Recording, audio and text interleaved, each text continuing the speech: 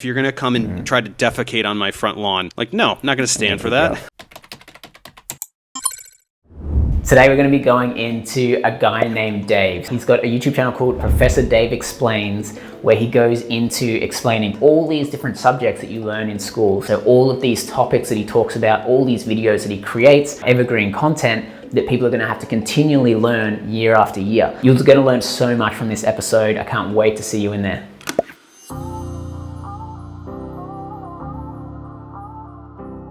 Right. It's a very good question, because you're right that there are these other genres that are more popular, you know, that people love to watch these viral videos on YouTube, and they can get a lot of hits. But then the problem is, you know, everybody's doing it, and like, how do you set yourself apart? Because they're not very substantive. So everyone's kind of doing the same thing. So you're really just submitting yourself to the whim of the algorithm. But with science, there's like a built-in metric where if I explain it better, if it's clearer, if it's easier to understand, they will watch it more than others, right? It's not so much just taste or like, ooh, I like this. It's like, no, this is better content.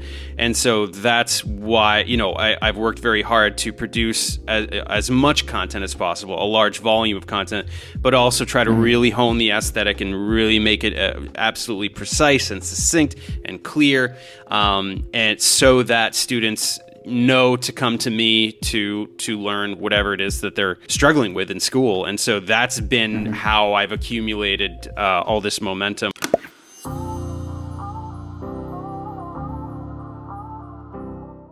Well, I mean, to be perfectly honest, I would not say that the majority of my content is very interesting. I mean, no one is going to watch a calculus tutorial for fun. I mean, maybe you would. I don't know. I mean, I think I can make it as interesting and engaging as possible, but it's certainly not, you know, I mean, I can't even think of an example, but it's the polar opposite of clickbait. You're not like, oh, I'm dying to know what's in this video. No, the title tells you, you know, how to differentiate logarithmic functions. You know, no, why would you click? You know, so I think for what I do, it's not so much how to make it interesting. It's more just, how do I, like, if someone's clicking on my tutorial, they need to know what's in that. They clicked on it because they need to know that for class.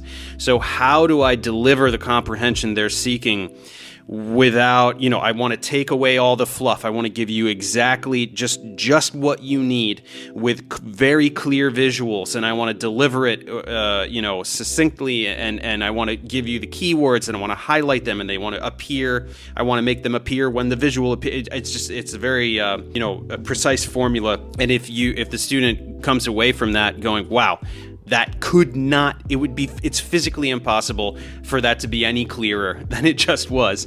That's what I'm going for.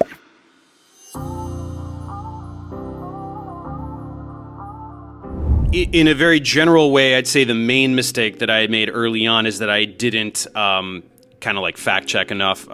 Like the very first content I did, the first animated content I did, the general chemistry content, I'm embarrassed at this point, because even though I teach Gen Chem concepts pretty well, I wrote the scripts in the van while we were on tour off the top of my head. I literally didn't even reference a single textbook. I was just like, oh yeah, I've taught that before.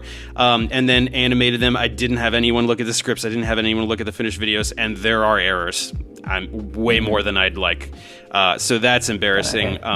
Now, the further along I get, now, obviously, I have somebody else with a PhD or getting a PhD writing the script, and then I have someone else in that field also look at them and give me notes. And so I do a lot more in the way of like, okay, is this correct? Is everything good? Will you tell me? You know, you tell me.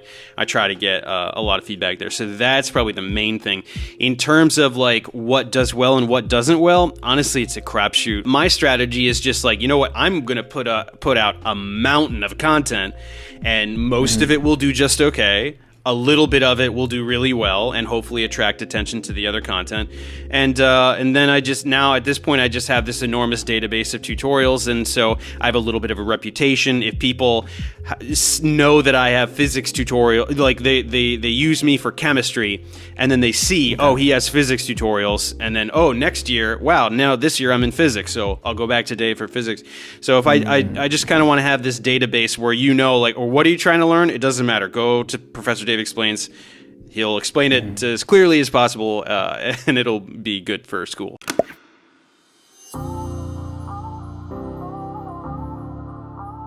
I also would have just worked harder sooner because I delayed it for a little bit. I was kind of just focusing on other things and then not really wanting to like take a deep dive into Adobe After Effects and like figure it out properly. And so it's just we have all of these challenges, all of these hurdles, and it's a pain. It's a pain to learn a new kind of software. It's a pain to like do all of these tasks that you must do if you're going to be an entrepreneur in the digital space. And you just got to buckle down and do them. And the sooner you're willing to just take the time, it's like, okay, I got to learn this software. Sit down and learn it.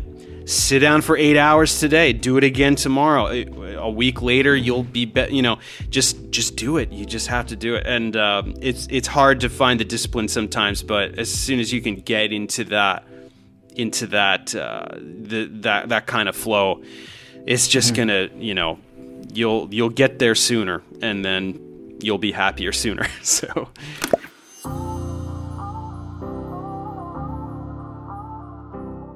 The educational space is so great for that in the sense that it's all evergreen content. So it's harder. Like I know people who do like, movie reviews or like stuff that's like current with like what's on TV right now or something like that. And like if you hit really big with that, like I have a buddy who kills it on that and just makes unbelievable amount of money doing that. But if you don't, a month later it's already old news. So I knew I was encouraged from the beginning with this because I knew that it was all the epitome of evergreen content, because every single year there's millions of new people who need to learn that subject.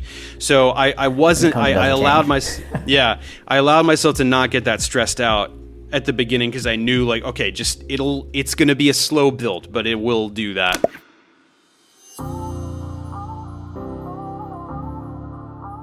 I would shudder to think that flat Earth is controversial. It's not to anyone with more than 3 brain cells. No, obviously it's a good question because I wasn't used to it, and flat Earth is what brought me into the debunking realm.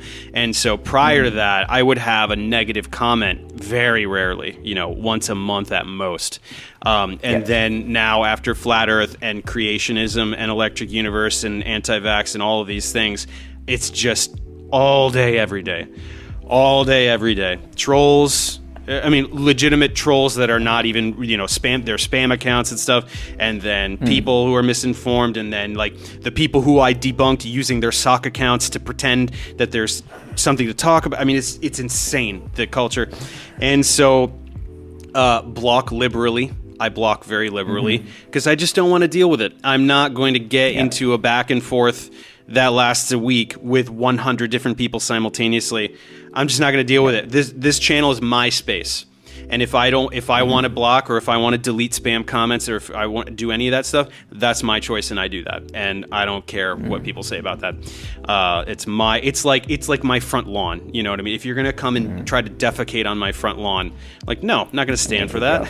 Yeah, I'm gonna kick you out, and I'm gonna clean it up, and I want my lawn looking nice. And I don't care if people are like, oh, he censors. I don't care. It's my life. I'm not going to allow my life to turn into just exclusively monitoring and dealing with these people and stuff.